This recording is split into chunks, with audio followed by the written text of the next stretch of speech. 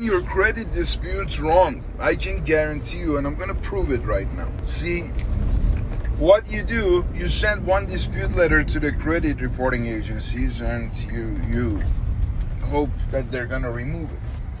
But you never put this into consideration that the credit reporting agencies, they only handle the FCRA part of the violation and not the FDCPA.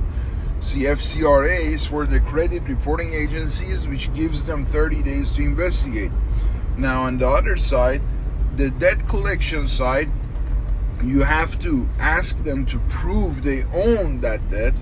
You have to ask them to prove they have the purchase agreement and they have all the docs and there's no misconduct. They've been collecting the right way based on the FDCPA rules. Now, if you request debt validation and you send a letter to credit reporting agencies who handle the FCRA and do not have anything to do with the FDCPA, they will ignore. They will just ignore it. And they will handle the part that has to do with the 1681 that they have to investigate 30 days, right? And because there is no list of violation there that they have to investigate, FCRA violation, Metro 2 issues, a structural, procedural, then they have to just say verified and they send it back to you. But if there are list of violations and if you are asking for them to investigate within 30 days, they investigate that part. The debt collection, you're gonna find out their misconduct, that anything that goes on with the debt collection part, right? You put all of them together, hopefully by then it's gonna be removed because the debt collection is doing the investigation. All of a sudden, in the middle of validating the debt, they received another request. Hey, which one is correct? Fix this or we have to remove it.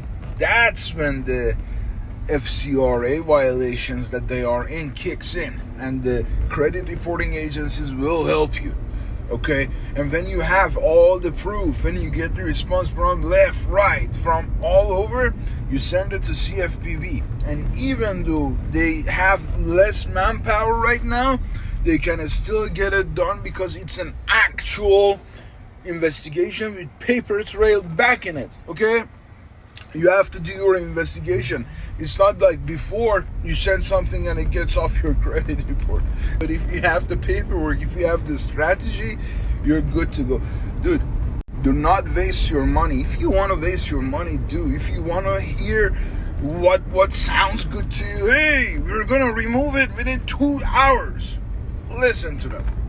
They say call the TransUnion, Equifax, Experian fraud department so you can remove this, remove that. Dude, the only thing they can do for you is to put a pin on your profile, freeze it, and mail you the pin and tell you send everything, every request in writing. If you've done it, if you got it done, film it. Why nobody film it? They just fucking talk. They see a video, somebody is saying something in another video, they just copy that shit. The guy is reacting to everything. Guy is making video, reacting to every single thing, even bullshit thing that other people say. He gets views, they like his videos, and they go buy his course. He didn't talk, he just did this to other people's video. Why would you go buy that person's product? They're like, hey, this person scammed me. No wonder. Fact check. Go do some research. They say something, go search. Is it true? Are they telling the truth? Is it even possible? Ask ChatGPT. It's gonna tell you, man. It's gonna tell you.